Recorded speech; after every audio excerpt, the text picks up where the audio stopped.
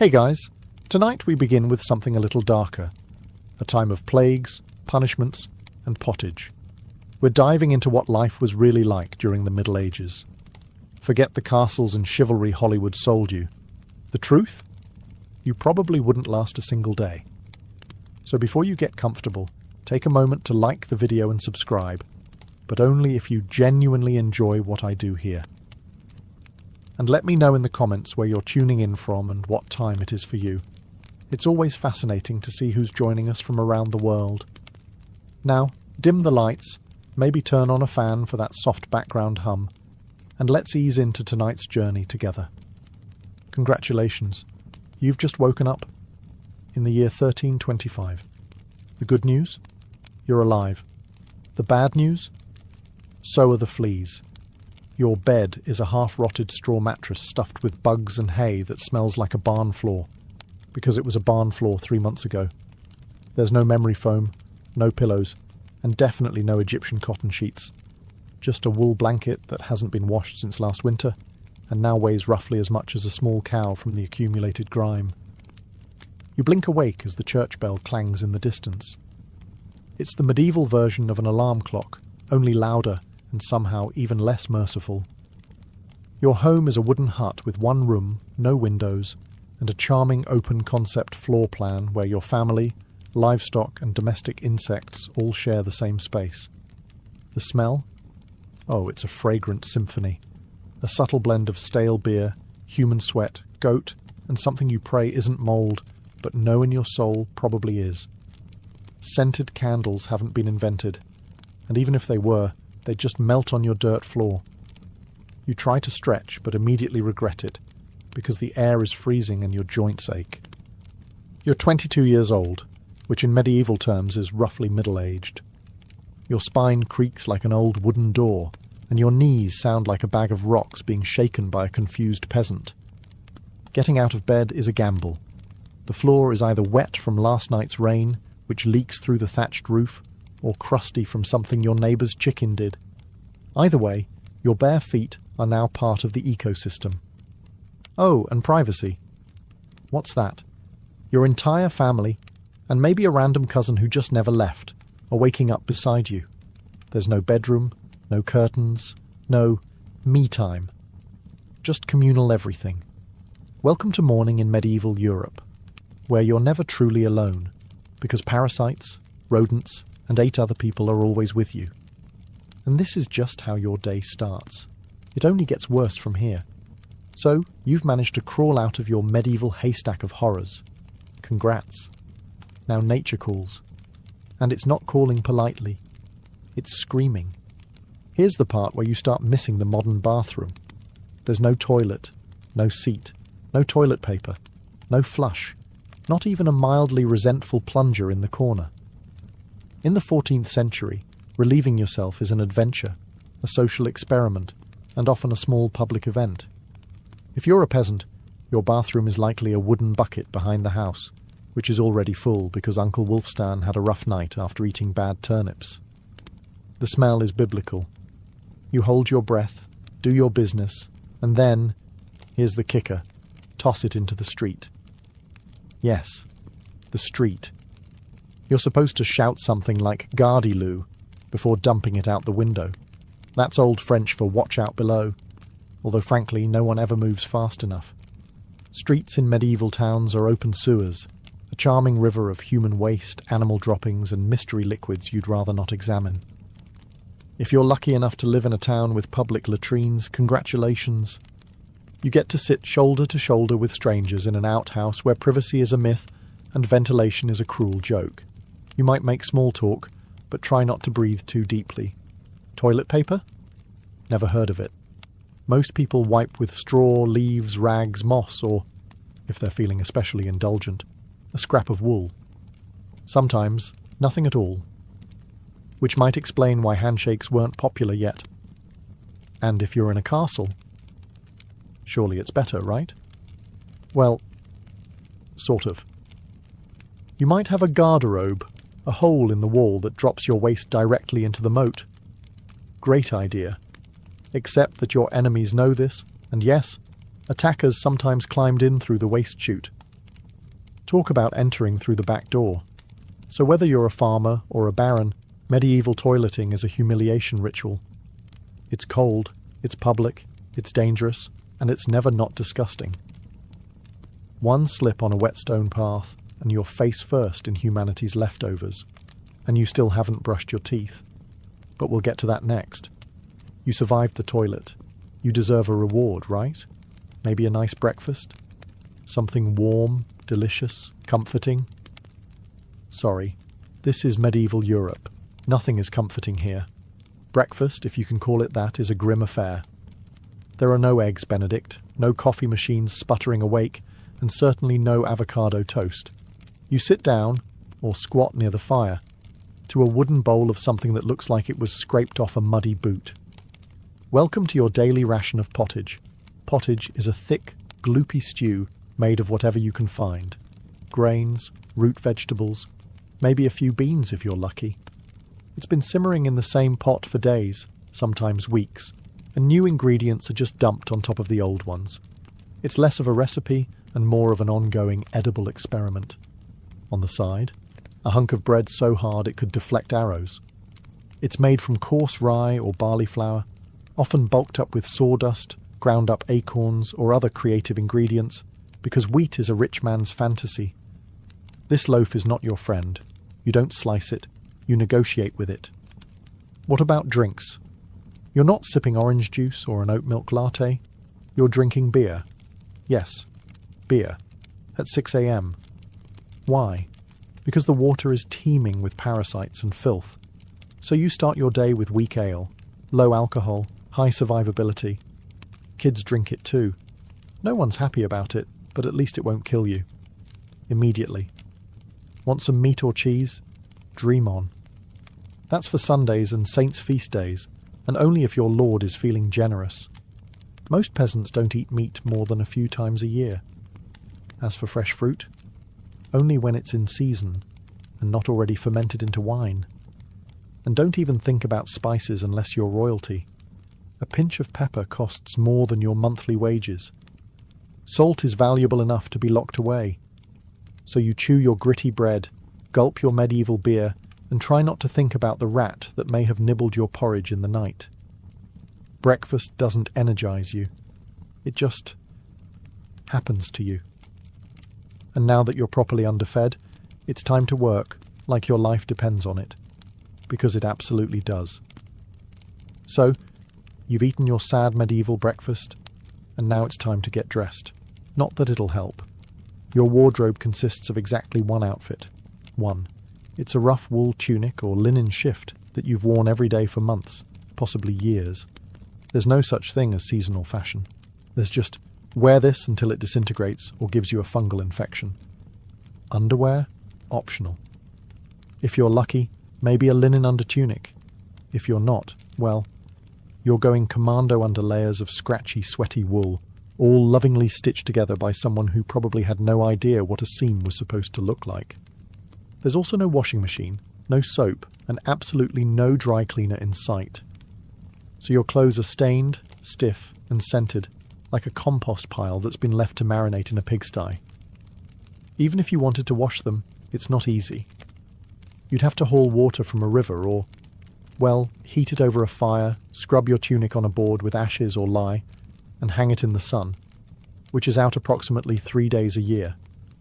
And don't get me started on shoes. If you own any, they're made of untreated leather, barely stitched together, and offer as much arch support as a banana peel. Most peasants just go barefoot, through mud, through dung, through medieval landmines, aka sharp rocks and disease puddles. All this means one thing.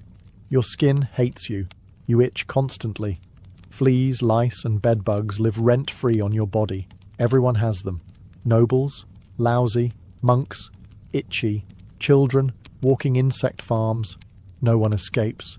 You'll be scratching your armpit with a wooden spoon while chatting with the local priest, and no one will even bat an eye.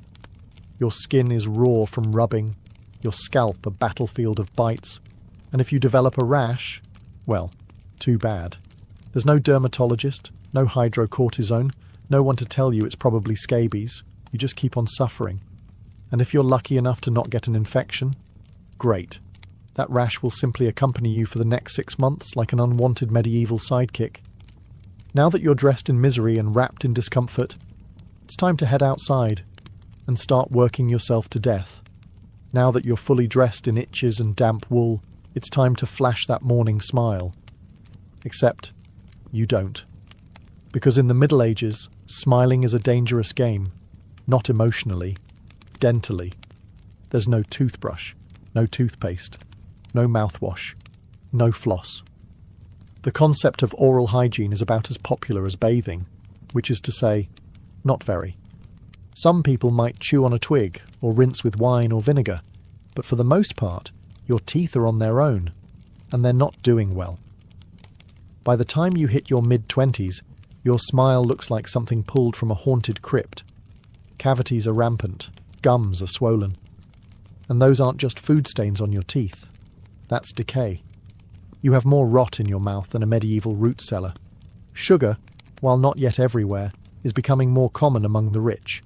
Imported at great cost, mostly used in small cakes or to show off wealth. If you're a noble, congratulations. You get to rot your teeth faster than the peasants. If you're poor, you'll do it slowly over time with fermented bread, gritty porridge, and years of hard chewing. Toothaches? Get used to them. They're like medieval weather, always there in the background. The kind of pain that makes you consider praying, drinking, or pulling the tooth out yourself with a pair of pliers, and that's not a joke. That was the actual treatment. Dentists didn't really exist, but barber surgeons did. Yes, the same guy who cuts your hair is also pulling your molars out by candlelight with an iron hook and zero anesthesia. Infected tooth? Hope you like fevers, because without antibiotics, it can easily turn into sepsis and kill you. From a toothache. That's right. The same thing that sends us to a pharmacy today could be your funeral in the 1300s, and there's no relief on the social front either. Kissing? Good luck. Halitosis, bad breath, is everywhere. If you're single, you're not judged by your smile.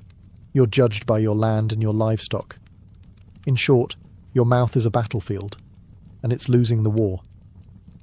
Now that your teeth are throbbing, let's head outside. Because your real job, the one that will break your back, is just getting started. Time to head to work. Except there's no office, no desk, no coffee break, and no chance of promotion. Your job, if you're like 90% of the population, is simple. Don't die while labouring for someone else's comfort. You're a peasant. Congratulations. That means you work the land that belongs to a lord who probably doesn't remember your name. You rise with the sun and stop only when it disappears behind the trees. Your tools? A wooden hoe, a rusty sickle, and whatever bones are still intact in your body. There's no weekend. There's no clocking out. There's only sunrise to sunset, 6 days a week. Sunday is off, but only if you're not harvesting, fighting off raiders, or praying feverishly for your infected toe to stop turning black. The work is brutal. Fields are ploughed by hand or with oxen, if you're rich enough to afford one. You dig ditches, sow seeds, pull weeds, and carry water until your spine begins to resemble the letter S. No one cares if you're tired. No one's asking how your mental health is doing. If you're a woman, surprise. You don't just do fieldwork. You also care for children, clean, cook, spin wool, feed animals, and pretend your husband's lice infestation isn't slowly migrating to your side of the bed. Children? They start helping out around age 5. No school, no toys, just a tiny wooden rake and a dream of one day not dying of the flu. And if you're one of the few who isn't a farmer, maybe you're a blacksmith, a tanner, or a cooper. Great. You still work with fire, chemicals, or animal guts all day in poorly ventilated sheds. The pay? Basically survival. The perks? Occasional bleeding. Break a bone? Too bad. Get a fever, drink some warm beer and keep going. You can't afford to stop. Not even for a day. Because if you don't work, you don't eat. And if you don't eat, well, medieval Europe has a solution for that. It's called being replaced. So you grip your shovel, ignore the blisters, and keep digging. Because in the Middle Ages, your job isn't a career, it's a slow-motion endurance test. Now that your back is on fire from labouring in the fields, let's talk about the weather. Because in the Middle Ages, temperature is less about seasons and more about ongoing punishment from the sky. Let's start with winter. There's no insulation, no central heating, and no weatherproofing. Just wooden walls with gaps you could throw a chicken through. Your windows? Covered with cloth, not glass. The fire in the hearth? Nice in theory, but you don't have enough firewood to keep it going because wood is expensive, and gathering it from the forest is sometimes illegal. Yes, you can be executed for picking up the wrong stick from the wrong forest. You bundle up in your one damp wool tunic, huddle near the dying embers, and still wake up with your nose frozen. Your feet? Permanently cold, often damp. Your fingers? So stiff they feel like tiny medieval popsicles. Frostbite isn't diagnosed, it's just called bad luck. Now fast forward to summer. Sounds better, right? Wrong. In summer, your home turns into a clay oven. There's no fan, no cross breeze, and absolutely no deodorant. You sweat through your layers, but you can't remove them, because showing too much skin is scandalous. And also invites sunburn, insect bites, and social judgment. The flies are out in full force, attracted to your unwashed body, and the smell of last week's goat stew that's still fermenting in the corner. Mosquitoes buzz by your ear while you sleep, assuming you can sleep through the sound of your neighbours yelling and babies crying. In the fields, the sun bakes you. No sunblock, no hat, unless you've fashioned one out of straw like a desperate scarecrow. And the worst part, you still have to work. Heatstroke is just called taking a bad turn, so you're either shivering in your own hovel, wondering if your toes will make it to spring, or you're sweating through your only pair of socks while your thighs chafe into oblivion. And the one thing that never changes, no matter the season, your clothes still itch, your food is still terrible, and your next job, still waiting. Welcome to climate control, medieval style. There is none. Feeling thirsty? Need to freshen up? Want to splash a little water on your face to wake up from this damp fever dream of a life? Too bad. In medieval times, water isn't your friend. It's trying to murder you quietly. Let's start with drinking. The nearby stream looks fresh, bubbling and clear, like something out of a fantasy movie. But spoiler alert, it's not. Upstream, someone just dumped a chamber pot into it. And if not that, then a dead pig is probably decomposing in it. Parasites, bacteria, and the entire microbial army of medieval Europe are waiting in every sip. That's why people drank beer. Yes, beer, even children. But before you imagine medieval kids doing keg stands, understand that it was small beer, weak in alcohol, strong in survival. Brewing boiled the water, so it was safer than whatever flowed through the town ditch. Wine was another option. If you were rich enough to afford it, and unconcerned with functioning properly before noon. What about bathing? Surely water was used for cleaning. In theory, yes. In practice, absolutely not. See, back then, people believed bathing actually opened your pores and let the disease in. That's right. Washing yourself was considered medically risky. You were cleaner, apparently, if you never removed the protective layer of filth caked onto your skin. Communal bathhouses did exist, but they quickly gained reputations as places for gossip, scandal, and sometimes full-on medieval extracurriculars. So naturally, the church got involved and shut many down. Even if you did want to bathe, it was a full production.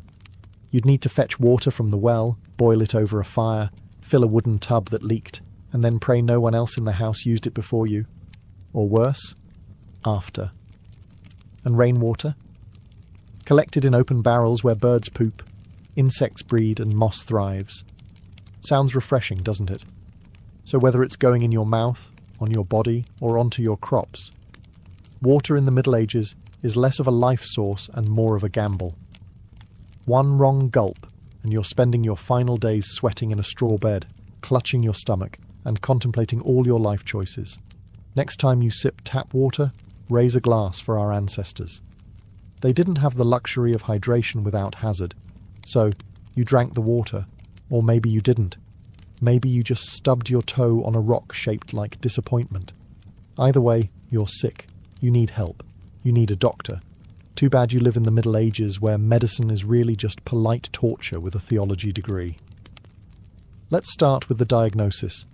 Everything wrong with you, whether it's a cough, rash, broken bone, or the creeping plague, is caused by your humours being out of balance. The 4 humours were blood, phlegm, yellow bile, and black bile. According to medieval science, your health depends on keeping them balanced, like some sort of internal soup. Got a fever? Too much blood. The answer? Bloodletting. That's right. Let's drain your life force into a bowl using a dull blade or a hungry leech. And yes, barbers were often the ones doing it. Imagine getting a haircut and a hemoglobin extraction in one sitting. 2 for 1, baby. Feeling sad or anxious. That's clearly an excess of black bile. The cure? Laxatives. Maybe a warm herbal purge. Or just prayers and a cold compress while everyone avoids eye contact with you and starts carving your coffin. Now, if you break a bone or get a nasty wound, you're in real trouble.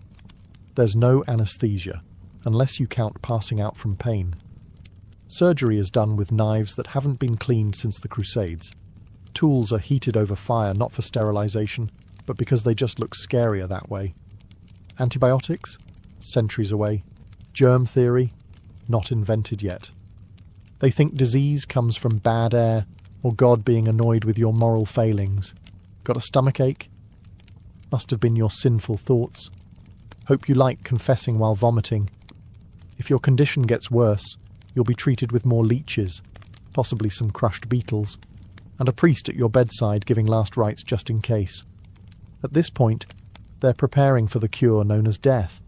And if by some miracle you recover, everyone just assumes God took pity on you. The doctor takes full credit and the leech gets promoted. So yes, in the Middle Ages, medicine is less about healing and more about surviving the cure. After a long day of labour, lice, and leeches, it's finally time to eat. You shuffle back to your hovel, stomach growling, ready for the one joy left in life, a warm meal. Bad news. Your meal is probably trying to kill you. Let's begin with the basics. Food preservation doesn't really exist. There's no fridge, no freezer, just salt, smoke, or the hope that winter air keeps things fresh.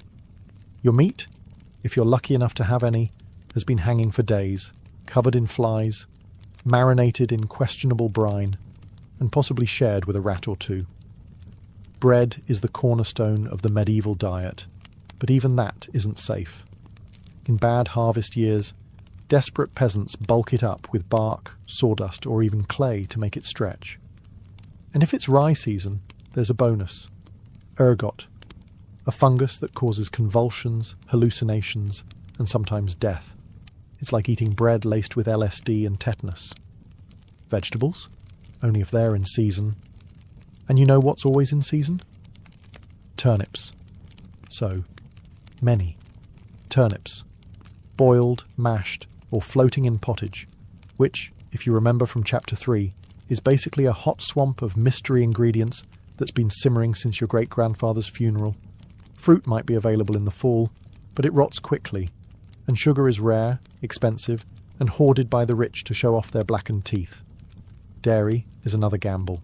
Fresh milk spoils in hours. Butter and cheese fare better, but they're loaded with bacteria. People eat them anyway because, frankly, it's either that or chew your boot leather. And let's talk about seasoning. Spices like pepper, cinnamon or nutmeg, worth more than gold. For the average peasant, flavour comes from onions, salt, if you're lucky, and pain. Most meals taste like wet burlap sprinkled with sadness. But food isn't just a health hazard. It's a political one.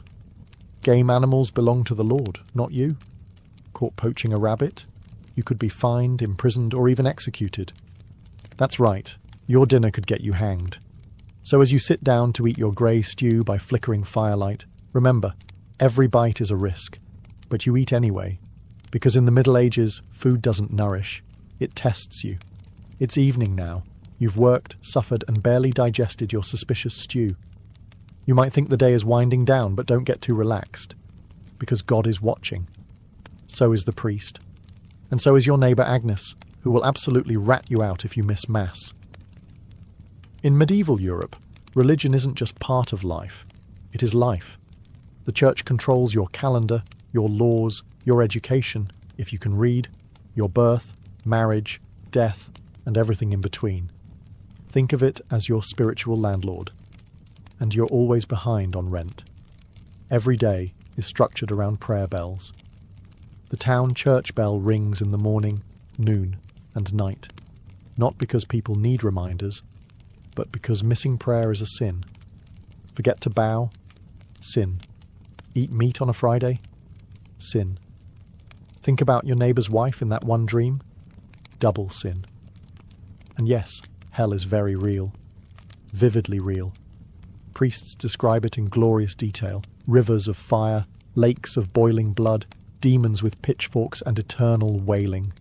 If the plague doesn't scare you, eternal damnation definitely will. You can't read the Bible yourself because it's written in Latin, a language reserved for monks, clergy, and that one noble kid who's too good for dirt. You rely on the church to interpret everything for you. That means if the priest says your crop failure is because you didn't pray hard enough, well, time to kneel harder. Tithes, 1/10 of everything you own, are mandatory. If you grow wheat, you give wheat. If you raise chickens, you give eggs. If you have nothing, congratulations. You're spiritually bankrupt and financially doomed. Holidays? They're holy days, dozens of them. And while they offer breaks from labour, they're not for fun. They're for attending Mass, fasting, confessing sins, and reminding yourself that joy is a dangerous indulgence. Questioning the church is dangerous. Heretics are burned, witches are drowned, blasphemers are flogged, and skeptics are quickly reformed. So you go through the motions. You chant, you bow, you pray that your soul, after enduring this dirt-covered life, might finally land in paradise, assuming the priest likes you. Because in the Middle Ages, God may be merciful. But the church? Not so much. If you thought being a medieval peasant was rough, try doing it as a woman. All the filth, famine, and fear, plus childbirth, subservience, and social invisibility. In the Middle Ages, being a woman is like being on hard mode, with no health potions and no restart button. From birth, a girl's life path is pretty much locked in. Marry young, bear children, serve your husband, die tired. Education? Not likely. Unless you're from a noble family and sent to a convent, your intellectual development stops around the time you learn how to churn butter and patch a tunic. Marriage happens early. Really early. It's not weird to be betrothed at 12 and pregnant by 14. It's not about love. It's about land, livestock, and alliances. Your opinion? Not required. Once married, you're basically your husband's property. Your job is to produce heirs, feed everyone, keep the house running, and not complain. Because complaining might get you branded a nag, or worse, a witch. That label comes with a complimentary drowning or burning, depending on local fashion. Childbirth is a death lottery. There's no prenatal care, no sterile tools, no anaesthesia. Midwives do their best, but even minor complications can mean death for the mother, the child, or both. Some women survive 10 pregnancies. Many don't survive 2, but don't worry. Once the baby is out, your work increases. Now you have a screaming infant in a lice-ridden hut, and you're expected to nurse, cook, clean, and still help in the fields. You don't get a break. You are the break, for everyone else. If you're unmarried, you're suspicious. If you're widowed, vulnerable. If you're outspoken, dangerous. Women who didn't conform were often accused of witchcraft, especially if they had herbal knowledge, a strong personality, or just looked at someone funny on a rainy Tuesday. Even in the church, your role is limited. Nuns lived under strict rules. No speaking without permission. No freedom of movement. and your spiritual worth? Always ranked below men. In short, if you're a woman in the Middle Ages, you're expected to endure, obey, reproduce and suffer in silence, ideally while smiling. Because even in a time of universal suffering, women were somehow expected to suffer gracefully. So far, you've battled filth, starvation, social injustice, and possibly a goat.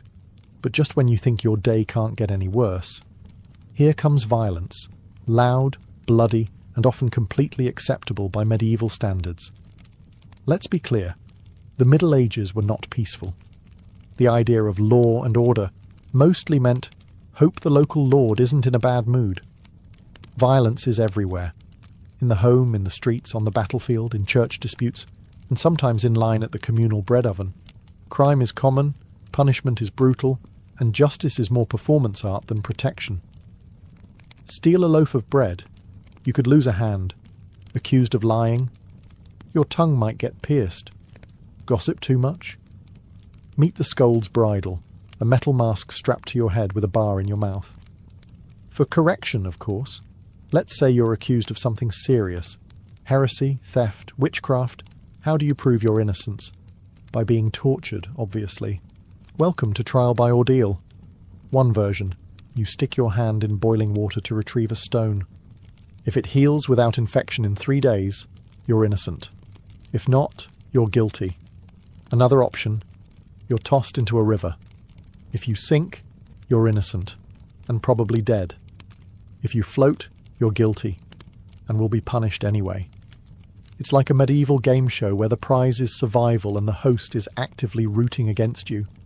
And if you're sentenced to death, that's a public event. Executions are performed in front of cheering crowds. Hangings, beheadings, burnings. Sometimes people bring snacks. It's the medieval equivalent of cable TV. Domestic violence, completely normal. Husbands were allowed, even expected, to discipline their wives and children. Street fights, commonplace. You could be beaten just for looking the wrong way at a noble's horse. And war, always simmering.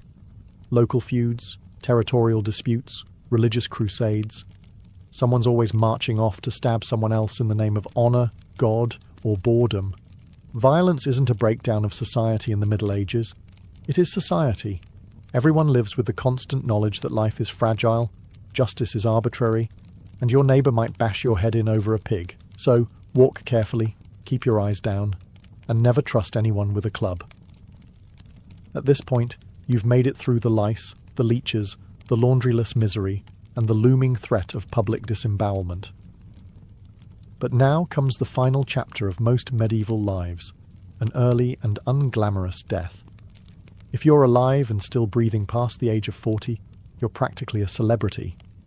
You might even be referred to as the Old One, which is less of a nickname and more of a statistical miracle. Let's break it down. The average life expectancy hovers around 30-40 years, but that number is dragged down heavily by infant mortality. Nearly half of all children died before reaching age 5. Disease, malnutrition, or one bad winter was all it took. No vaccines, no antibiotics, no hope. If you survived childhood, you entered adulthood already exhausted. Work began as soon as you could walk upright, and by 25, your joints creaked like a monastery door. You might be missing several teeth, a finger, and most of your original optimism. Women faced a particularly deadly gauntlet: childbirth. It was one of the leading causes of death for medieval women. No pain relief, no medical intervention, just prayer, hot water, and someone holding your hand while you bled out on a straw-stuffed cot. For men, the dangers were different, but equally relentless. Farming accidents, infections from minor wounds, a neighbour's drunken rage, a crusade gone sideways. Even walking to the market could be risky if you crossed paths with a bored bandit or an angry tax collector. Death could also come quietly, from the plague, which turned cities into cemeteries overnight, or from famine, which could last entire seasons, thinning out entire villages, or from bad luck, like eating spoiled grain and spending your final hours hallucinating and screaming at the walls. And funerals? You were lucky if you got one. Bodies were often buried quickly to avoid disease. No embalming, no polished coffins, just a hole, a few murmured prayers, and a shallow mound of earth, if there was enough space left in the churchyard. So yes, in medieval times, life was brutal, short, and constantly under siege by death in all its casual forms. You didn't retire, you just stopped showing up. And speaking of exits, let's move on to your final chapter. The medieval dream dies. So, how's your day been? You've woken up in filth, relieved yourself into a bucket, brushed your teeth with wishful thinking, nearly passed out from hunger, worked until your spine cried for mercy, scratched your way through itchy wool, prayed to not get plague, and barely dodged a public execution for owning a squirrel. Welcome to a single day in medieval Europe. Still dreaming of becoming a knight? Think again. That romanticised version of the Middle Ages, gallant swordsmen, noble ladies in towers, heroic battles and feasts in candle-lit great halls. It's a myth polished by fairy tales and fantasy books.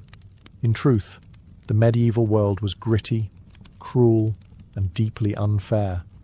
Hierarchy was everything. If you were born poor, you stayed poor. If you were born rich, congratulations. You had a better chance of surviving, but you were still one bad soup away from dysentery and a hasty burial. Even the nobles weren't immune to misery. Castles were drafty stone refrigerators filled with fleas, smoke, and politically motivated marriages. Sure, you had a fur cloak and a goblet of wine, but also a 50% chance of dying in a skirmish or from an infected splinter. Not exactly luxury. The simpler times weren't simple. They were relentless. Everything took longer. Everything hurt more. Everything, from childbirth to chewing, came with consequences. Life was survival, not leisure. And if you did find a quiet moment to think, to dream, to imagine something better, there wasn't much you could do with it. No upward mobility, no modern medicine, no internet to Google, what's this weird rash? You lived, suffered, worked, and died within a 10-mile radius of where you were born.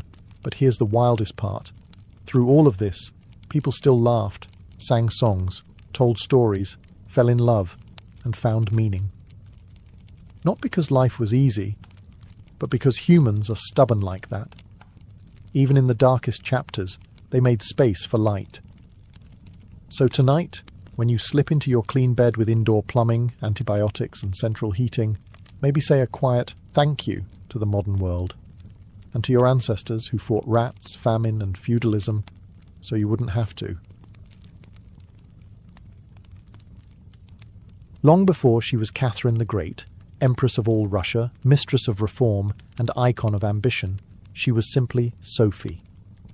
Born Sophie Friederike Augusta von Anhalt-Zerbst in 1729, she was the daughter of a relatively obscure German princely family. Her tiny duchy in Pomerania offered little in terms of power, but Sophie herself. She had something no title could provide: razor-sharp intelligence, relentless charm, and a quiet, burning hunger for greatness. Her upbringing was strict. Her mother, Johanna, was cold and calculating, not a warm, nurturing figure, but a social climber obsessed with status.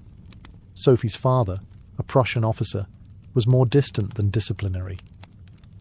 From a young age, Sophie learned to walk the fine line between obedience and cunning.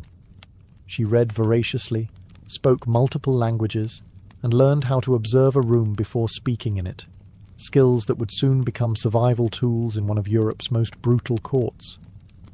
When the Russian Empress Elizabeth Petrovna began searching for a wife for her heir, Grand Duke Peter, she looked beyond Russia's borders. Peter himself was of German descent, and Empress Elizabeth believed a foreign bride, pliable and grateful, would be easier to control. Sophie fit the bill perfectly.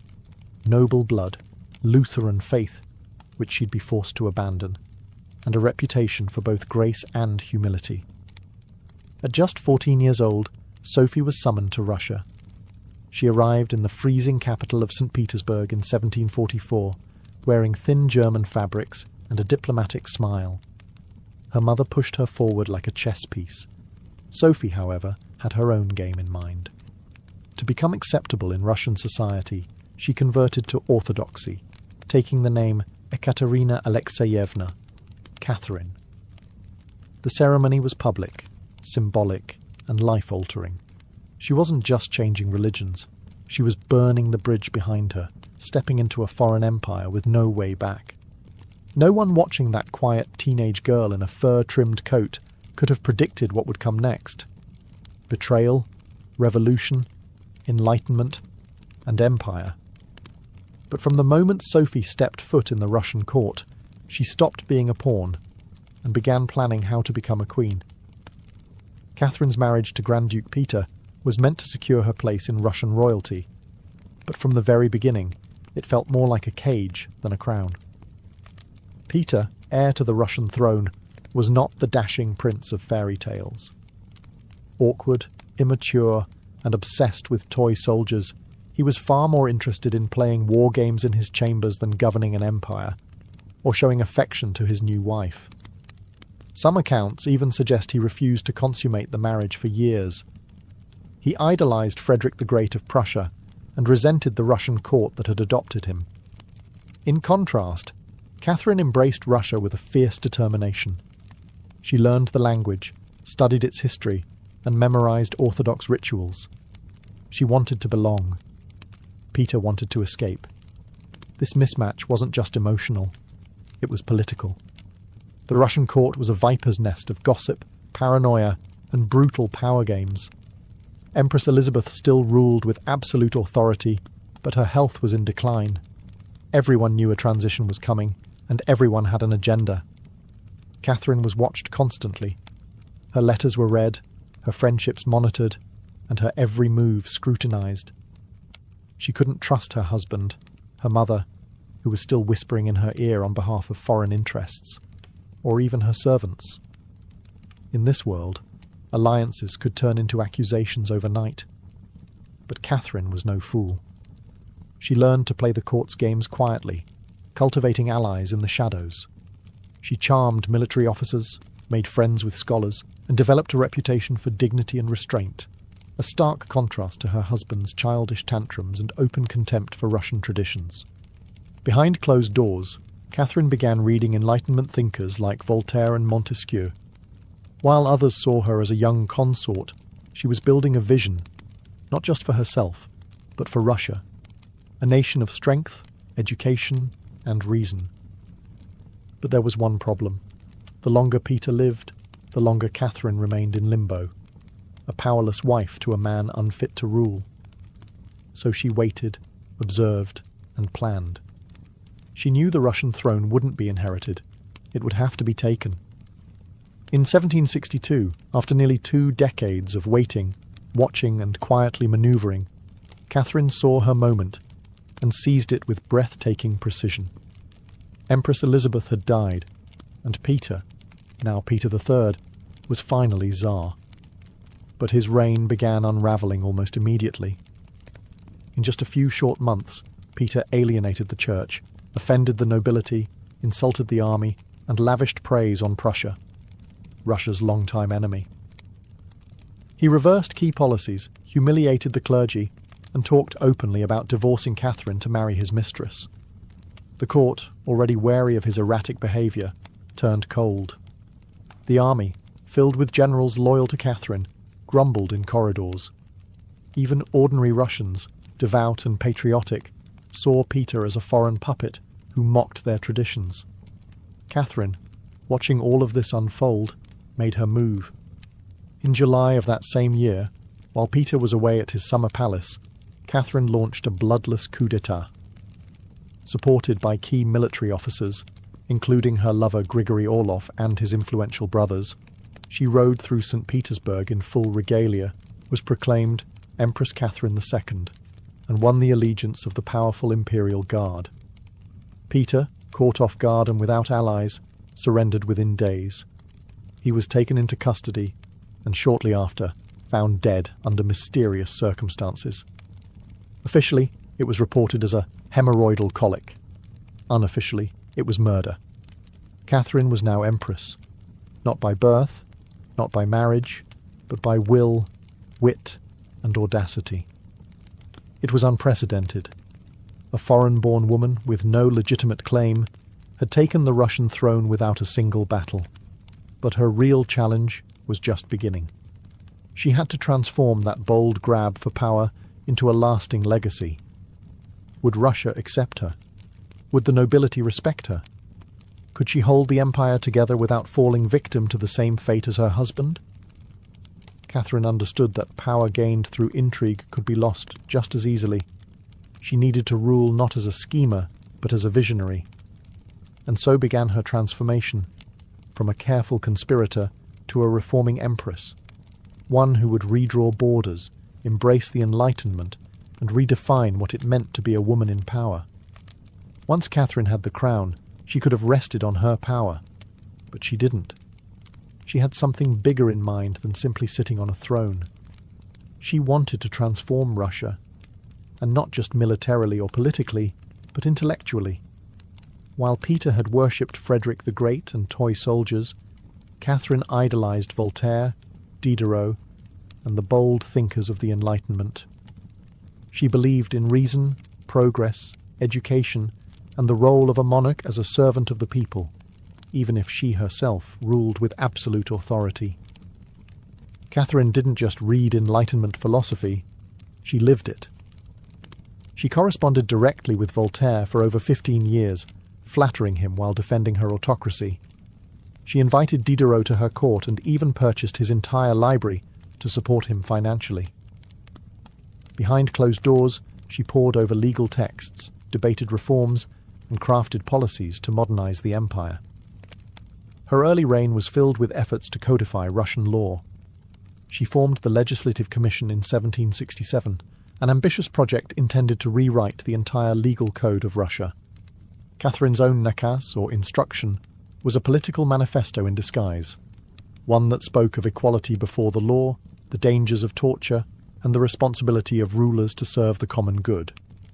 For an empress in 18th century Russia, it was radical.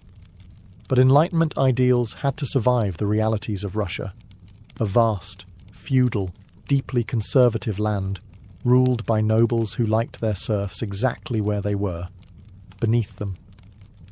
Catherine knew this. While she advocated reform, she moved carefully. She abolished some forms of torture, expanded access to secular education, and built schools and libraries. But she also reaffirmed the nobility's control over their serfs to keep them loyal. This was Catherine's balancing act, a philosopher queen in public, a practical empress in private. She walked a tightrope between ideology and survival, between the shining salons of Paris and the gritty politics of Moscow. Her vision for Russia was bold, but always calculated. In many ways, Catherine wasn't trying to make Russia European. She was trying to make Russia modern, on her terms. And that meant reform, yes, but with an iron hand in a velvet glove. Catherine wasn't content with reforming Russia from within. She wanted to expand it outward, to make it an empire worthy of fear, admiration, and envy. Where Peter the Great had opened a window to the west, Catherine aimed to knock down the walls.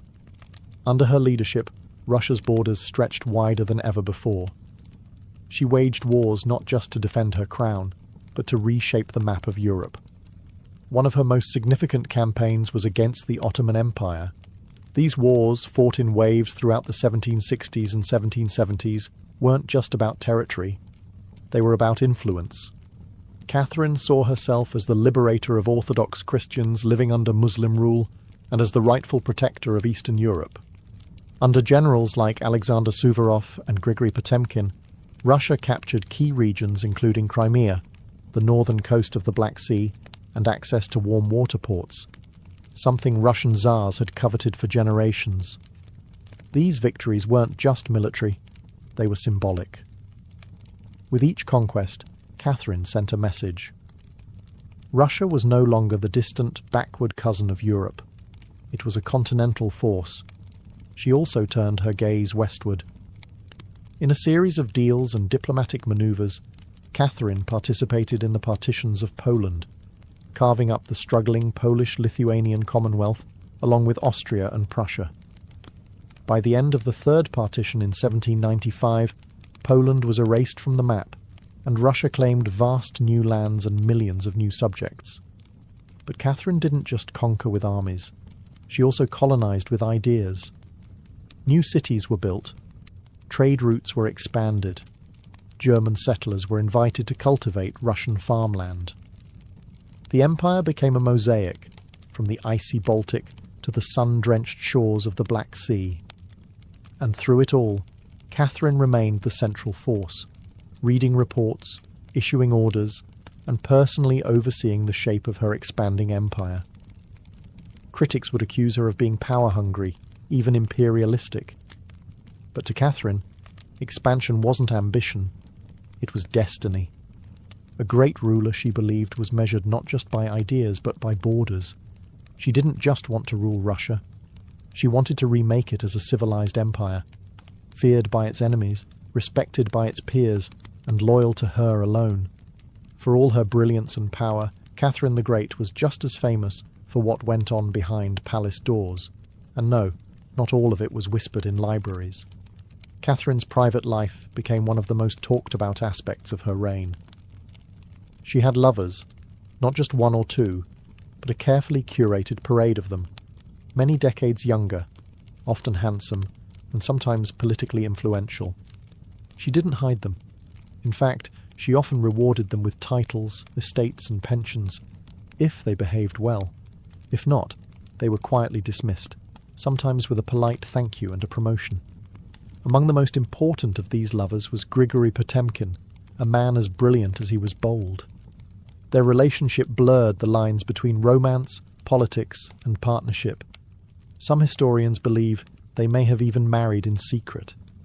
Together, they shaped military campaigns, colonization projects, and the transformation of southern Russia. Potemkin wasn't just a lover, he was her co-ruler in many ways. Still, Europe couldn't look past the scandal. Gossip swirled. Satirical pamphlets painted her as lustful, insatiable, even unhinged. And after her death, the rumours only got worse, the most infamous being the completely false and grotesque tale involving a horse, spread by her enemies to smear her legacy. But why the obsession? Simple. Catherine was a woman who wielded power unapologetically, and in a world where female rulers were expected to be either saintly virgins or tragic figures, she refused to play the role. She lived, loved, and ruled on her own terms, and that made her dangerous. Ironically, while her critics painted her as immoral, Catherine herself was deeply philosophical about love and sexuality. She believed pleasure was a natural part of life, and that personal relationships didn't have to threaten public responsibility. She separated emotion from governance, a feat few male rulers managed. In reality, her liaisons were often strategic. She surrounded herself with men who were loyal, capable, and politically useful. And when they ceased to be, she let them go, usually with a smile and a generous retirement. Catherine's love life didn't weaken her rule. It was part of her strategy, a blend of passion and power that made her unforgettable, envied and feared. For all her charisma and control, Catherine's reign was not without peril. And in 1773, that peril came in the form of a bearded Cossack named Yemelyan Pugachev. He was no ordinary rebel. Pugachev claimed to be none other than Peter III, Catherine's dead husband. According to him, he had survived the coup and now returned to reclaim the throne from the German usurper. It was absurd. Peter was long gone. But to Russia's oppressed and exhausted lower classes, the claim didn't need to be true. It just needed to offer hope. Pugachev promised liberation, an end to serfdom, lower taxes, and land for the common people. His words lit a fire across the Volga River region, especially among Cossacks, peasants, and old believers. In a time when the gap between nobles and serfs had widened brutally, his promises sounded like salvation. The Pugachev rebellion became the largest peasant uprising in Russian history. Towns were taken, fortresses fell, Nobles were slaughtered. For a terrifying moment, it seemed as if the empire itself might fracture. Catherine was shaken. This wasn't a foreign war she could win with cavalry and treaties. This was a revolt from within. Her own people, rising against the system she ruled. But Catherine didn't panic. She acted. She dispatched professional military forces to crush the rebellion, ruthlessly. Pugachev's forces were defeated in 1774. He was captured, displayed in an iron cage, and eventually beheaded in Moscow, a public warning to all who dared follow. Afterward, Catherine doubled down on order and control. Her dreams of liberating the serfs quietly faded into silence. The rebellion had shown her the limits of enlightenment in a country still shackled by feudalism. She now leaned harder on the nobility, who offered loyalty in exchange for absolute control over their serfs. This was a turning point. The empress who once quoted Voltaire now prioritized stability over philosophy. Reform became cautious, surveillance increased. Rebellion, even whispered, was to be stomped out before it had breath. Pugachev may have lost his head, but he left behind a warning that haunted Catherine, that power built on inequality could only hold so long before the storm came crashing through. By the time Catherine the Great approached the final years of her life, she had ruled Russia for over 3 decades, longer than any female ruler in Russian history. From the moment she seized power, she had defied expectations, reshaped her empire, and redefined what a woman and a monarch could be. Under Catherine's reign, Russia became a true European powerhouse. Its territory expanded by over 200,000 square miles, swallowing Crimea, parts of Poland, and stretches of the Black Sea coast. These weren't just military wins, they were strategic pivots, securing warm water ports and reshaping trade. But her legacy wasn't only drawn on maps. Catherine left a cultural mark as well. She helped found the Hermitage Museum, amassed one of the greatest art collections in Europe, and corresponded with the greatest minds of the Enlightenment. Her court became a centre of sophistication, art, and intellectual ambition. In a country often viewed as backward by Western Europeans, Catherine put Russia firmly on the cultural map. She modernised education, founding schools for girls, and promoted the printing of books.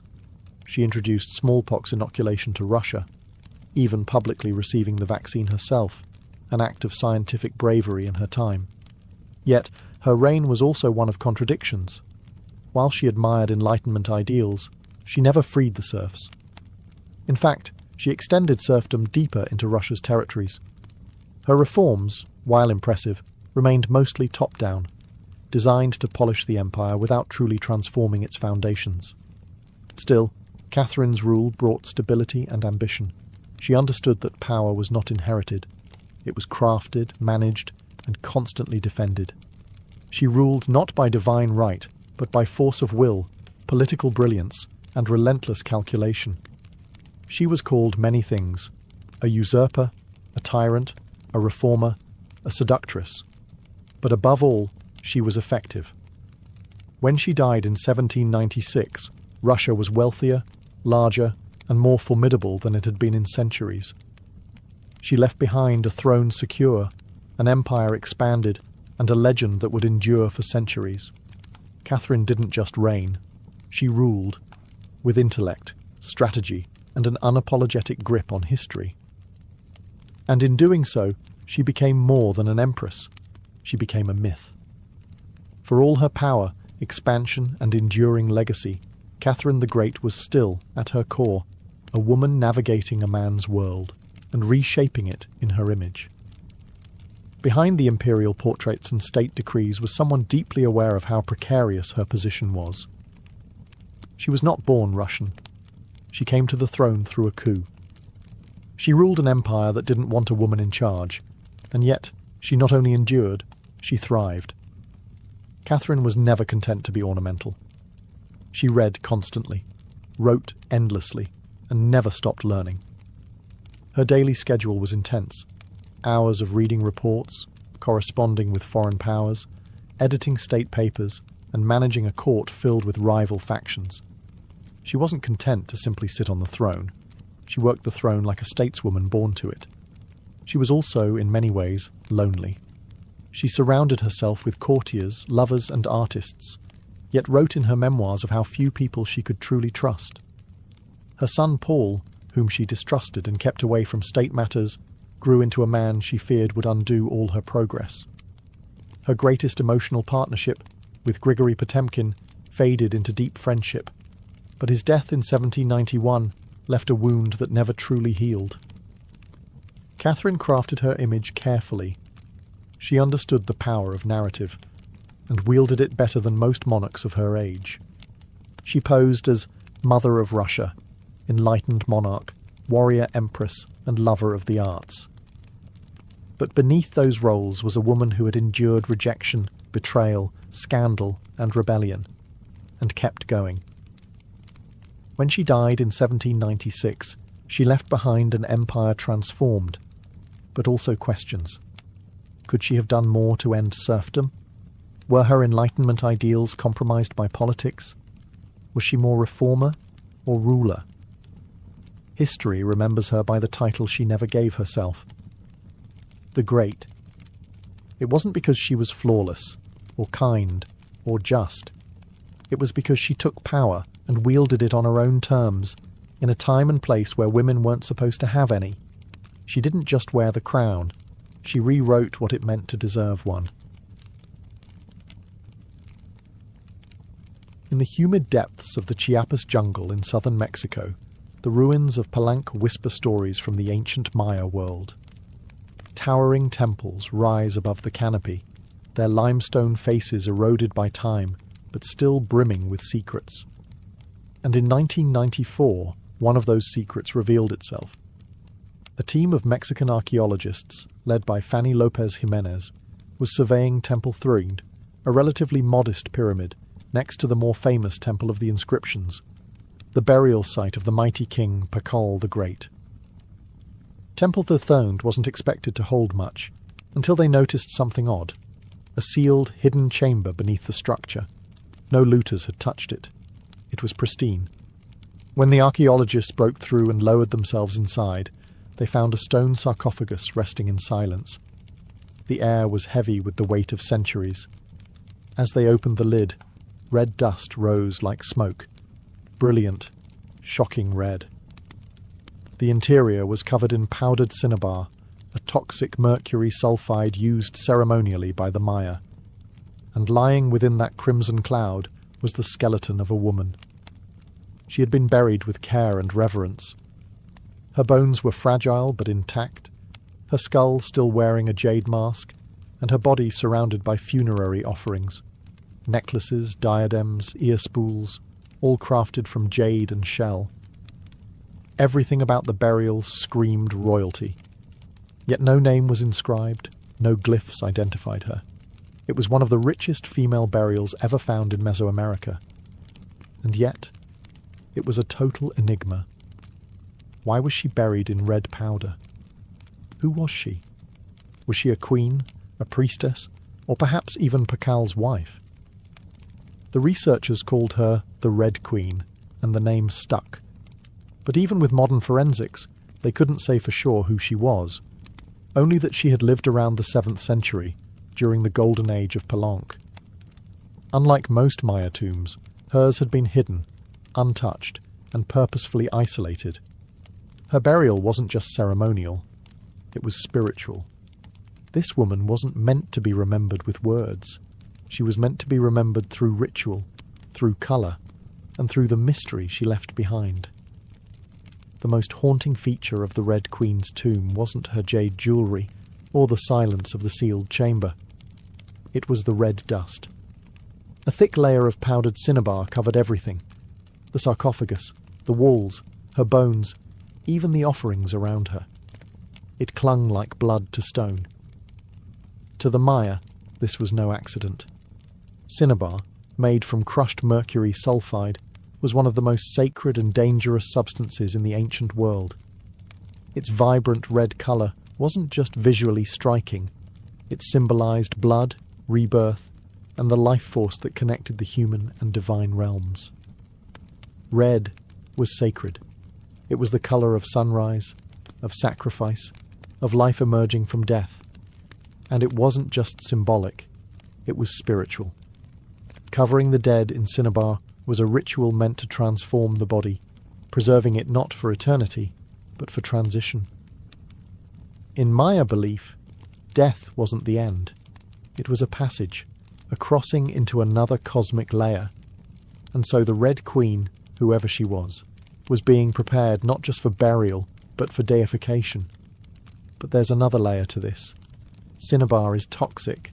Repeated exposure can lead to mercury poisoning, tremors, hallucinations, even death. The Maya likely didn't understand the chemistry, but they felt its potency. It was volatile, powerful, dangerous. To bathe a corpse in it was to declare this person was no ordinary mortal. In Palenque, very few were buried with cinnabar. Pakal the Great, the mighty king whose pyramid dominates the site, was one. His body, like hers, was also saturated in the red powder. That detail alone drew speculation. Was the Red Queen his wife? His mother? Or someone of equal divine status? Her skull had been placed on a layer of jaguar skin, another sacred symbol. Around her, bone needles, obsidian blades, and miniature jade figurines hinted at rituals performed either during her life or in her honour at death. Every part of her burial told a story without words, a story of power cloaked in secrecy, a woman prepared to cross into the underworld, not in silence, but in ceremony, drenched in the colour of sacrifice. Surrounding the Red Queen's crimson-drenched remains was a world of silence, broken only by the gleam of jade, shell, and obsidian. These were not mere ornaments. They were offerings, each one carefully chosen to accompany her on the journey to the Maya afterlife, the Xibalba. At her sides were jade necklaces, heavy and cold, their polished surfaces still radiant after 300 years underground. Jade was not just beautiful, it was sacred. The Maya considered it a symbol of eternal life. It represented the green of maize, the vitality of the jungle, and the breath of the gods. Only the elite were buried with jade. For the Red Queen, it covered her chest, wrists, and ears, a clear sign that in life she wielded influence, perhaps even divine favour. One of the most haunting objects was the jade funerary mask, placed delicately over her face. Unlike the golden death masks of Egypt, this one was subtle, constructed from dozens of tiny mosaic tiles, arranged to mimic the contours of her skull. The mask served a ritual function, to protect the soul, to preserve identity, and to present her as divine in the eyes of the gods. Scattered near her bones were bone needles, obsidian blades, and shell artifacts. These could have been tools of ritual or symbols of her status, as priestess, healer, or royal matriarch. One bone pin was engraved, faint but purposeful, a small echo of her voice lost to time. At her feet and along the edges of the tomb were ceramic vessels, still sealed, likely once filled with offerings, food, drink, or incense to sustain her spirit beyond death. The Maya believed the afterlife was a journey, dangerous, layered, filled with challenges. These items weren't luxuries, they were necessities. To modernize, the tomb feels intimate, not overloaded, but intentional. There was no gold, no chariots, no pomp, just items chosen with spiritual weight. It was a map for the soul. Through these treasures, we glimpse how the Maya understood death, not as finality, but as a transition of power. The Red Queen wasn't buried to be forgotten. She was being prepared to ascend. For all the grandeur of her tomb, the Red Queen left behind one haunting void. No name. No inscriptions adorned her sarcophagus. No glyphs on the walls identified her. She was clearly someone powerful. But who? From the moment her tomb was opened, scholars began trying to connect the dots. The most compelling theory?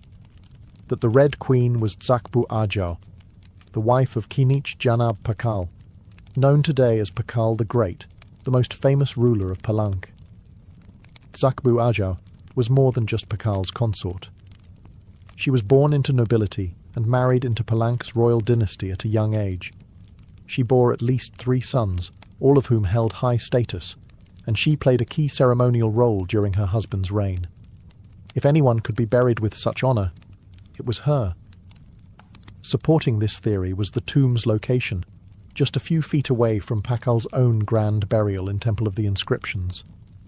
The proximity suggests a deliberate pairing, husband and wife, rulers even in death. And then there's the cinnabar.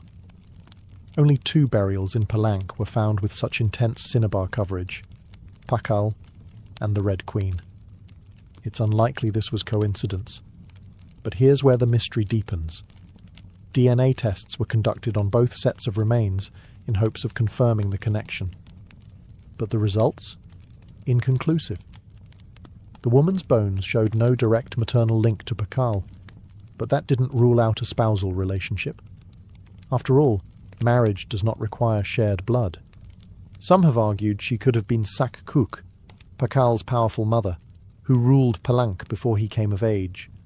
Others suggest she may have been a high priestess, or a sister, or a royal ancestor whose name has simply been lost to history's erosion. Still, the evidence points most strongly to Tsakbu Ajau, a queen by title, a mother of kings, and a spiritual counterpart to Pakal. The lack of a name may not be an oversight. It may have been intentional. In Maya cosmology, the soul lived on not through monuments, but through ritual, symbol, and the whispers of the earth. And so the Red Queen remains suspended between legend and truth, a woman who ruled, remembered not in stone, but in scarlet and silence. To understand the Red Queen, we must understand the world she came from, a world where Maya women, especially royal ones, held more influence than many realize. In Maya civilization, politics was often a family affair. Royal women weren't merely passive consorts. They were diplomats, priestesses, and power brokers.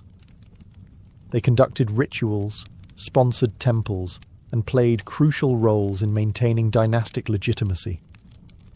Their bloodlines were political capital, used to forge alliances and secure claims to the throne. Take Sak Kuk, for example, the mother of Pakal the Great. When the throne of Palank was left vacant, she took power herself and ruled as queen regent until her son came of age. She wasn't a placeholder. She was a ruler in her own right, issuing decrees and overseeing construction projects. Without her, Pakal may never have risen at all. And she wasn't an anomaly. Across the Maya world, in places like Yaxchilan, Naranjo, and Calakmul, inscriptions show women performing major ceremonies, engaging in warfare diplomacy, and sometimes ruling outright. They were often portrayed in stelae and murals, dressed in elaborate headdresses and regalia, standing beside kings as equals, or sometimes above them.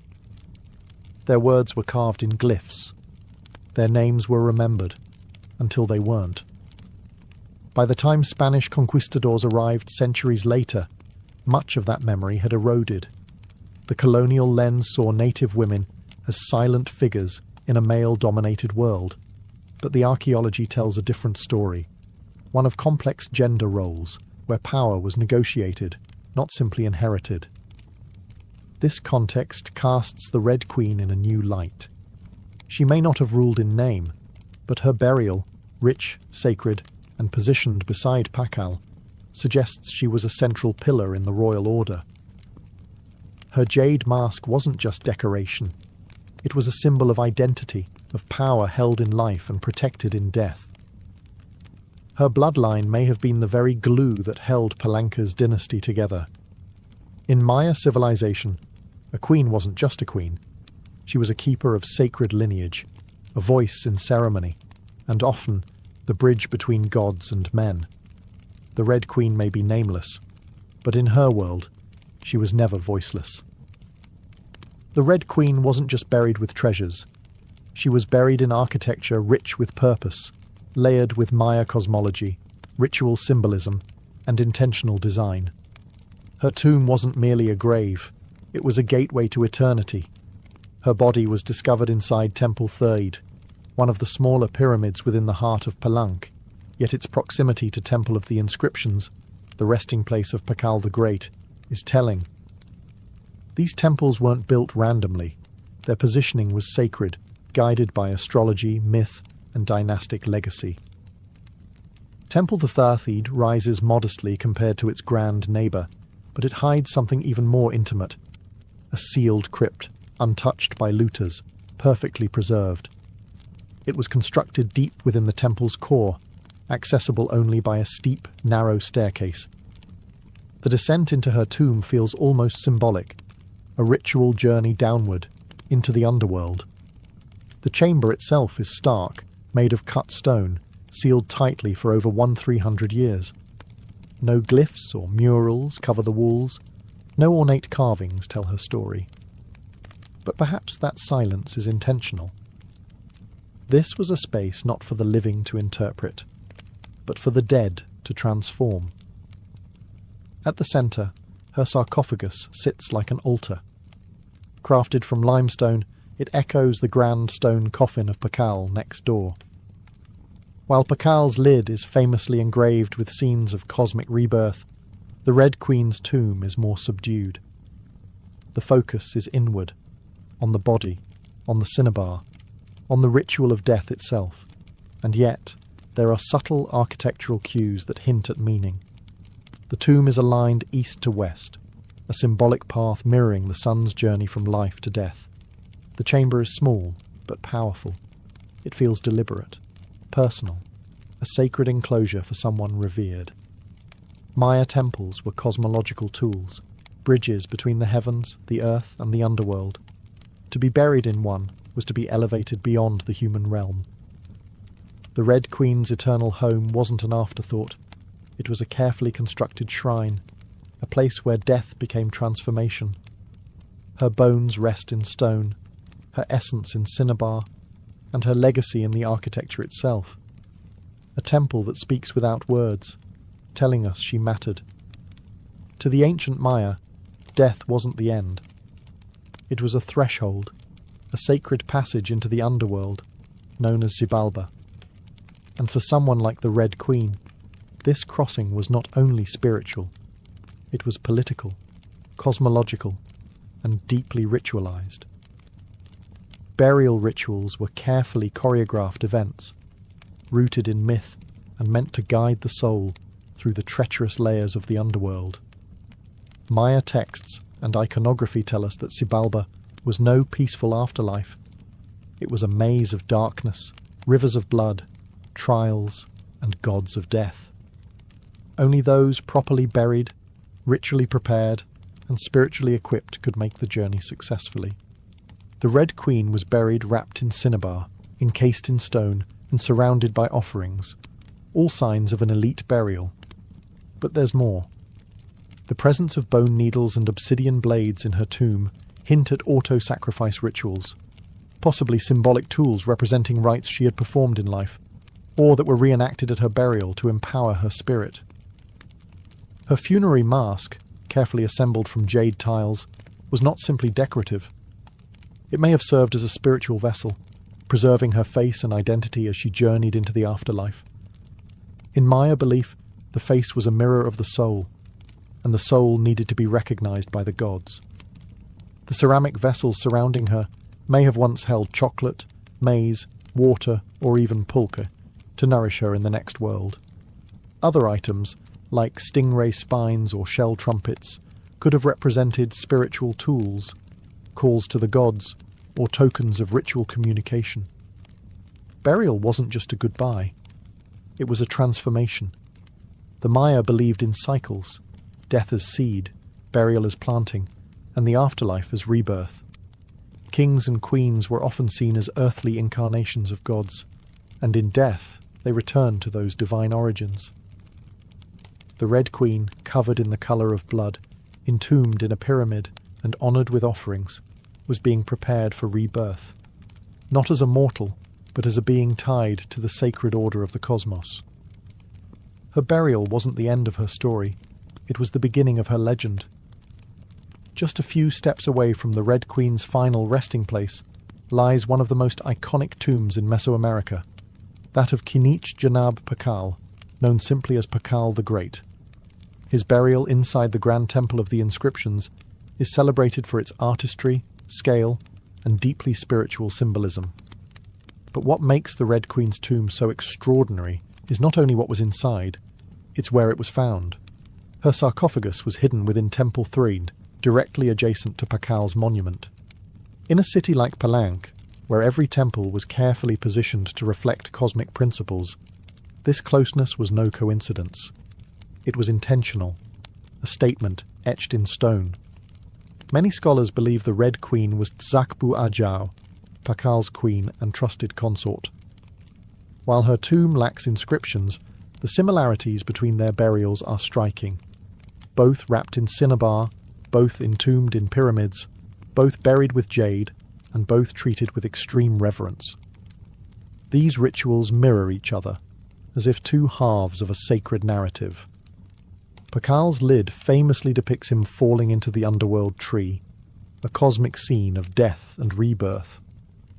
The Red Queen's simpler tomb contains no such iconography, but the symbolism lies in the pairing itself. If Pakal represented the sun, journeying through the underworld at night to rise again, then the Red Queen may have represented the moon, the feminine force that follows its own mysterious path in the sky. Together, they embodied a cosmic duality, masculine and feminine, king and queen, sun and moon, order and ritual. In Maya mythology, rulership was not singular, it was relational.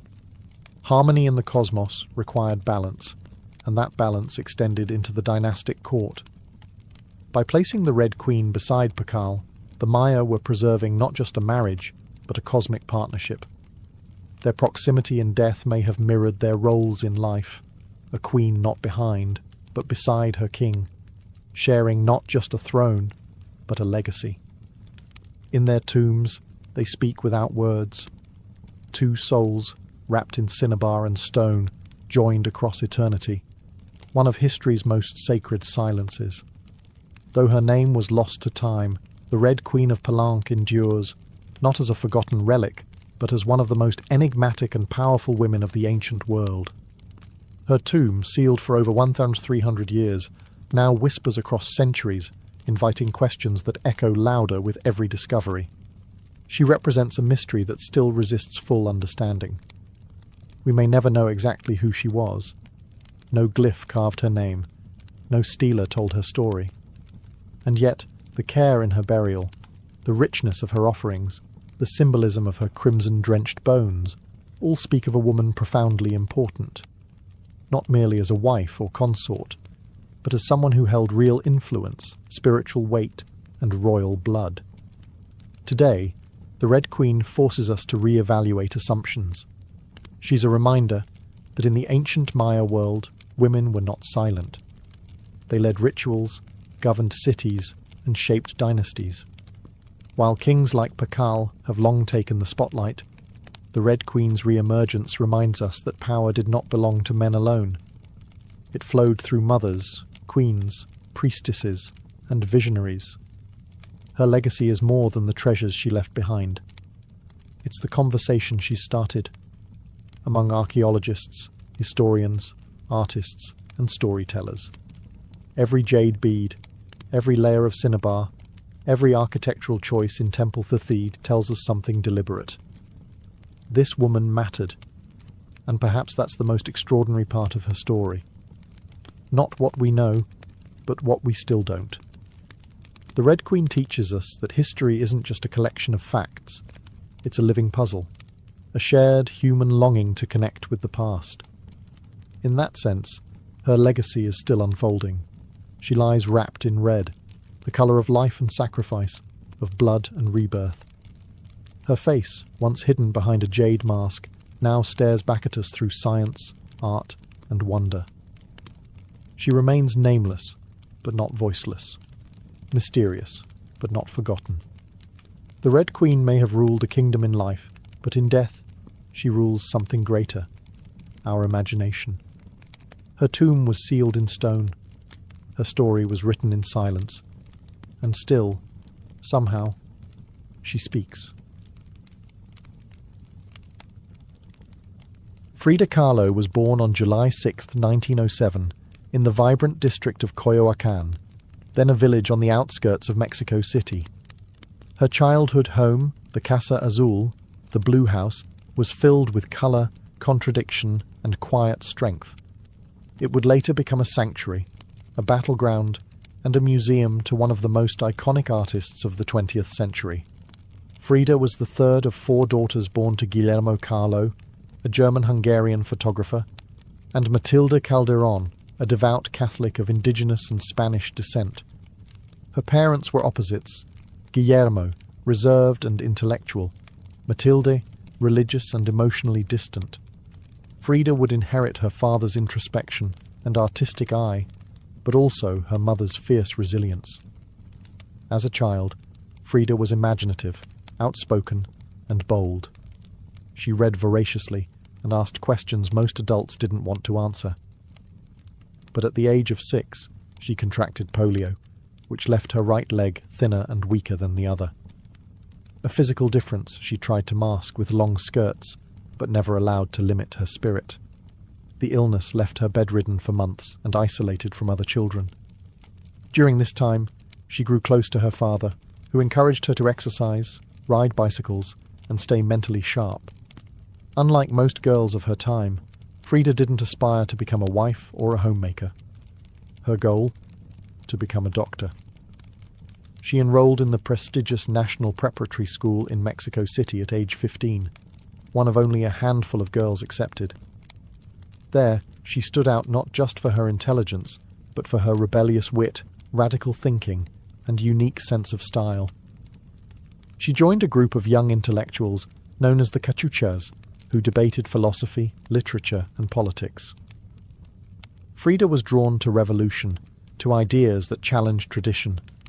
But even in those early years, before the bus crash that would define her body, and before the fame that would define her legacy, Frida Kahlo was already painting herself into the world, with sharp edges, unapologetic ideas, and an identity too big to fit inside anyone else's expectations. She wasn't just growing up in Coyoacán, she was preparing to remake herself entirely.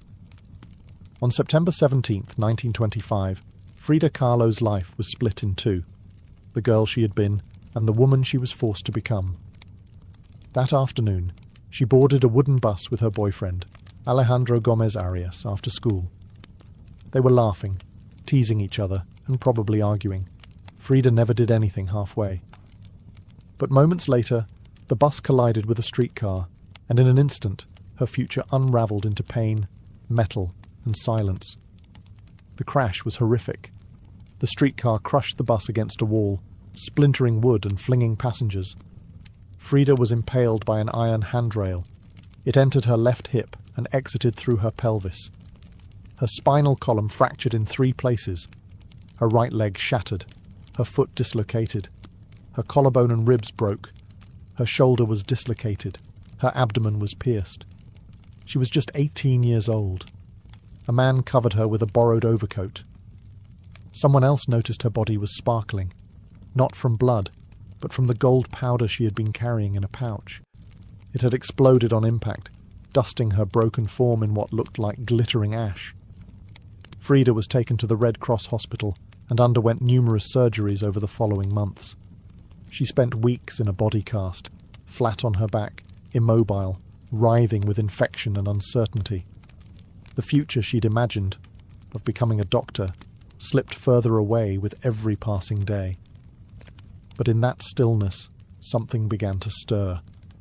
Her father gave her brushes. Her mother rigged a special easel to hang above her bed. A mirror was placed on the canopy so she could see herself. And there, lying in plaster and agony, Frida began to paint, first out of boredom, then out of obsession. Her first subjects were her own reflection, because she was all she had. But what emerged wasn't vanity. It was survival. The crash had broken her physically, but it had also opened a door into her own mind, her own body, and eventually into the surreal language of pain and identity that would define her art. The girl who wanted to heal others now began healing herself. one brush stroke at a time. As Frida Kahlo lay encased in plaster and steel, a body fighting itself with every breath, she began to paint.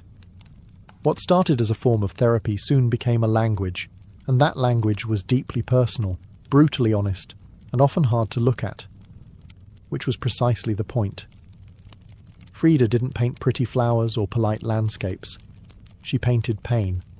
Her pain. Physical, emotional, and existential.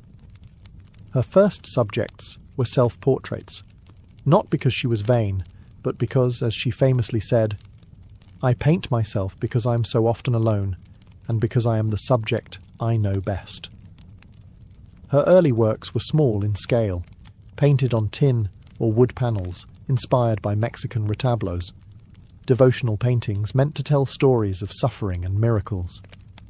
Frida turned this tradition inward. Her body became the canvas. Her emotions became the altar. She painted herself as split, as pierced, as bleeding. In one painting she is impaled by nails, like a modern-day martyr. In another, she floats in a barren landscape, tethered to a broken column, a metaphor for her shattered spine. She painted herself weeping, fractured, decapitated, and bare, but never passive, always watching. Her pain was not sanitized. She painted the ugliness of trauma with beauty, defiance, and even humor. Each piece was a reclamation of her body, her experience, and her identity as a woman in a world that often tried to define her. But Frida wasn't just telling her story. She was inventing a new kind of visual narrative, one that blended Mexican folk art, surrealism, medical illustration, and symbolism. Her paintings became dreamlike autopsies of her soul, framed in color, culture, and myth. By the time she recovered enough to walk again, albeit painfully, Frida was no longer the girl who had wanted to be a doctor. She was an artist, and her art was unlike anything anyone had seen. She had taken the worst thing that had ever happened to her and turned it into a source of creation. Frida Kahlo didn't just paint her pain. She made the world look at it, and in doing so, she turned suffering into a sacred act of self-expression. In 1928, still recovering, still painting, and just 21 years old, Frida Kahlo met the man who would become the most profound and turbulent relationship of her life, Diego Rivera. He was 20 years her senior, already Mexico's most famous painter. Massive in both stature and presence, Rivera was a giant of Mexican muralism, known for his sweeping, politically charged frescoes that told the story of the Mexican people. Frida had seen his work before. She admired it. But now she wanted his opinion of her work. She brought her paintings to him at the Ministry of Education, interrupting his scaffolded work to ask bluntly, "Do I have talent?" Diego took one look and said yes, and not just out of kindness. He recognized in her something rare, an unfiltered voice, raw and unpretentious, full of rage, irony, pain, and beauty. They began a relationship that was as consuming as it was creative. Frida once said, "I suffered 2 accidents in my life, one in which a streetcar knocked me down, the other was Diego." They married in 1929, an odd pairing to outsiders. Diego, massive, unfaithful, politically famous. Frida, sharp-tongued, fiercely independent, already walking with a cane. Her parents called it a marriage between an elephant and a dove. Their bond was passionate, but chaotic. Diego supported her art and encouraged her growth as a painter, but he was also endlessly unfaithful, even with Frida's own sister, Cristina. Frida was devastated, and in return, she took lovers of her own, both men and women, including rumoured affairs with Leon Trotsky and painter Georgia O'Keeffe. They divorced in 1939, then remarried a year later with different terms. This time, Frida would keep her autonomy, her home, her money, her name. Their second marriage was less about traditional love and more about creative partnership and mutual understanding. Despite the betrayals and the heartbreak, Diego remained a constant force in Frida's life. He challenged her, he wounded her, but he also believed in her, as an artist, as a revolutionary, and as a woman who could redefine what painting could be. Together, they were not peaceful, but they were legendary. In the 1930s, Frida Kahlo followed Diego Rivera on a journey north to San Francisco, Detroit, and New York as he completed high-profile mural commissions. These years abroad brought her face-to-face with American industrialism, wealth, and the contradictions of capitalism, and they left her with deep political discomfort. Frida was a proud Mexican nationalist, a committed communist, and an admirer of indigenous traditions.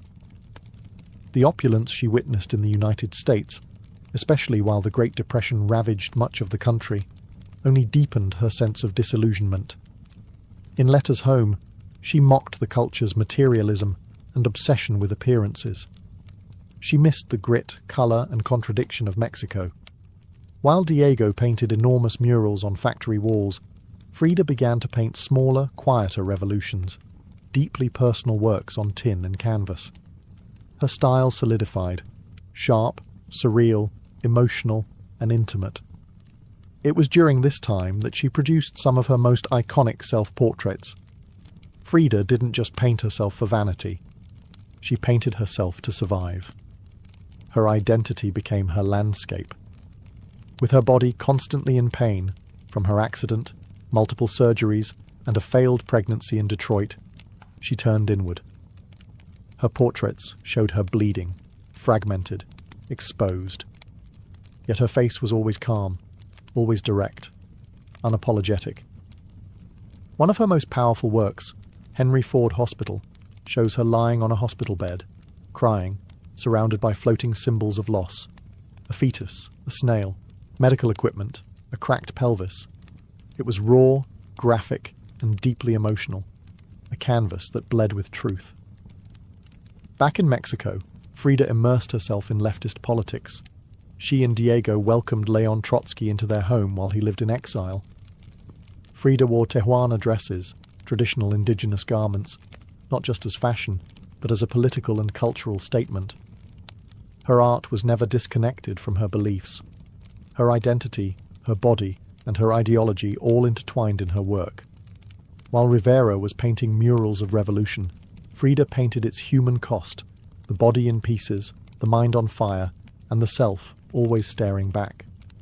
In exile and in illness, she became not just a painter of pain, but a painter of resistance. When Frida Kahlo returned to Mexico in the late 1930s, she was no longer just Diego Rivera's wife. She had become something else entirely. A force, an artist whose work radiated with raw honesty, surreal symbolism, and cultural identity. Back in her homeland, she stepped fully into herself. Her Casa Azul in Coyoacán became a sanctuary of colour and contradiction. Bright cobalt walls, yellow trim, Aztec statues in the garden, monkeys and parrots wandering freely. The house was a living extension of Frida's imagination. It was a blend of tradition and rebellion, elegance and earth. Here, she surrounded herself with pre-Columbian artifacts, ex-votos, folk art, and revolutionary books. She wore bold Tehuana dresses, wove flowers into her hair, and painted amid the scent of copal incense and the sounds of mariachi on the street outside. This period marked an explosion of creativity. Her paintings became more intricate, more symbolic, and more political. Works like The Two Fridas revealed a divided self, one in European dress with a bleeding heart, the other in indigenous clothing, strong and composed. It was Frida's visual autobiography, a portrait of love, loss, and heritage. In 1939, she exhibited her work in Paris, where artists like Picasso, Breton, and Kandinsky praised her fiercely original style. But even among the surrealists, Frida stood apart. When André Breton tried to label her as one of their own, she pushed back. "They thought I was a surrealist," she said. "But I wasn't. I never painted dreams. I painted my own reality." She painted Mexico, not the romantic postcard version, but the living, breathing country she adored. Her work pulsed with symbolism, skeletons, hummingbirds, hearts, thorns, corn, and blood. She honoured the indigenous roots of her homeland while unmasking the violence of its past and present. But even as her artistic voice grew stronger, her health continued to decline. Multiple surgeries, infections, and chronic pain became daily realities. Still, she painted through it, propped up in bed, torso bound in corsets, fingers clenched around the brush.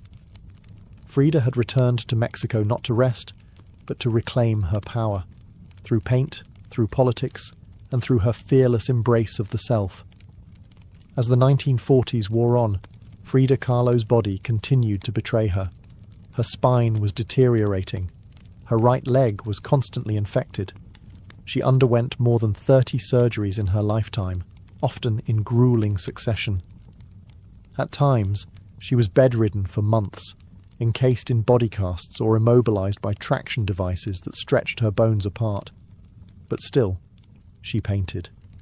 Each canvas during these years became both a release and an act of resistance. Her works grew darker, more defiant. She painted with a clarity sharpened by pain, refusing to hide behind metaphor. In The Broken Column, she presents herself split down the middle, her body pierced with nails, a cracked ionic column replacing her spine. Yet her face is stoic, her gaze unflinching. Pain for Frida was no longer just a subject. It was her companion, her antagonist, her muse. Her political voice also grew louder. She joined the Mexican Communist Party, marched in demonstrations, wrote fiery letters, and called out imperialism and injustice. When her health no longer allowed her to walk, she appeared at protests in a wheelchair, defiantly holding signs and shouting slogans. In 1953, Frida was given her first solo exhibition in Mexico, a long overdue celebration of her art. But her health was so fragile, doctors told her she couldn't attend. So she did what only Frida would do. She arrived by ambulance, carried in on a stretcher, and placed in the centre of the gallery on her hospital bed. Dressed in traditional finery, surrounded by her own work, she greeted guests with tequila, laughter, and that fire still burning in her eyes. Her final paintings were both childlike and harrowing. In Marxism Will Give Health to the Sick, she painted herself wearing a steel corset, cradled by the hands of Marx, casting away symbols of oppression. Her last known work was a still life of sliced watermelons, one piece bearing the words, "Viva la vida," long live life. Even in the face of death, she remained defiant, joyful, and political. Frida Kahlo's last portraits weren't just self-portraits. They were acts of revolution, painted in pain, but always signed with life. On July 13, 1954, at the age of 47, Frida Kahlo died in the same place she had been born, La Casa Azul in Coyoacán. The official cause was listed as a pulmonary embolism, but those closest to her whispered of something deeper. She had been ill, yes, but also exhausted. By pain, by surgeries, by the long war with her own body. Just days before, she had attended a political protest against the CIA-led coup in Guatemala. Weak and wheelchair-bound, she insisted on going, her clenched fist raised in the air. Revolution remained her final heartbeat. Her last diary entry was brief but piercing. "I hope the exit is joyful, and I hope never to return." Frida's funeral was held at the Palacio de Bellas Artes, Mexico's most prestigious cultural institution. Her body, draped in the red flag of the Mexican Communist Party, was watched over by friends, family, artists, and revolutionaries. Diego Rivera was inconsolable. He called her the greatest love of his life, even as his betrayals had nearly broken her. But in the years that followed her death, something extraordinary happened. Frida Kahlo refused to disappear. At first, her name was whispered only in art circles. Her works weren't easy to categorize, too political for surrealists, too surreal for traditionalists. But slowly, her image, her story, and her defiance began to resonate. Through the 1970s and 1980s, as feminist scholars and activists reclaimed forgotten voices, Frida's became louder. She wasn't just a painter anymore. She was a symbol of pain turned into beauty, of feminism born through resistance, of Mexican identity celebrated without apology, of queerness, disability, revolution, and authenticity. Her face, unibrow, gaze, flowers in her hair, became iconic. Her home became a museum. Her diary became a sacred text. And her paintings now hang in the world's greatest museums. Frida Kahlo had lived much of her life in Diego's shadow. But in death, she stepped forward. She didn't just leave behind paintings. She left behind a mirror and dared us all to look, not with pity, not with fear, but with fire. Today, Frida Kahlo's face is everywhere. Printed on t-shirts, painted on murals, turned into dolls, memes, posters, and icons. Her signature unibrow, her flower-crowned hair, her direct gaze, all instantly recognizable. But what makes her legacy powerful isn't just that people know her face, it's that they recognize the truth behind it. Frida didn't try to be flawless. She didn't fit into boxes. She wasn't conventional, and she didn't care to be. In a world that demands perfection, she gave us realness. Raw, messy, vibrant, angry, joyful, contradictory realness. She celebrated what made her different: her disability, her queerness, her politics, her culture, and turned it into art that transcended borders and decades. She's become more than an artist. She's a global symbol of defiance, feminism, cultural pride, and creative resistance. For queer communities, she's a fearless bisexual icon who lived openly and unapologetically in a time that demanded silence. For women, she's a reminder that power doesn't require permission. For disabled artists, she's proof that pain can fuel the brush, not stop it. And for Mexico, she's a daughter reclaimed, fierce, folkloric, and forever part of the national soul. Her paintings, once dismissed as too strange or too personal, are now among the most revered in the world. Works like The Two Fridas, Self-Portrait with Thorn Necklace and Hummingbird, and The Broken Column aren't just seen, they're felt deeply by anyone who has ever suffered and needed to turn that suffering into something sacred. She lived in the margins and turned them into centre stage. She embraced contradiction. A communist who wore gold, a woman betrayed who loved again, a body in pieces with a soul unbreakable. And through it all, she painted, not just with colour, but with conviction. Frida Kahlo never asked to be a symbol. She simply told the truth about herself, and in doing so, told the truth for millions of others who had never seen themselves reflected in art before. Now, when we see her face, we see courage, we see colour, we see resistance, we see Frida, not gone, but immortal.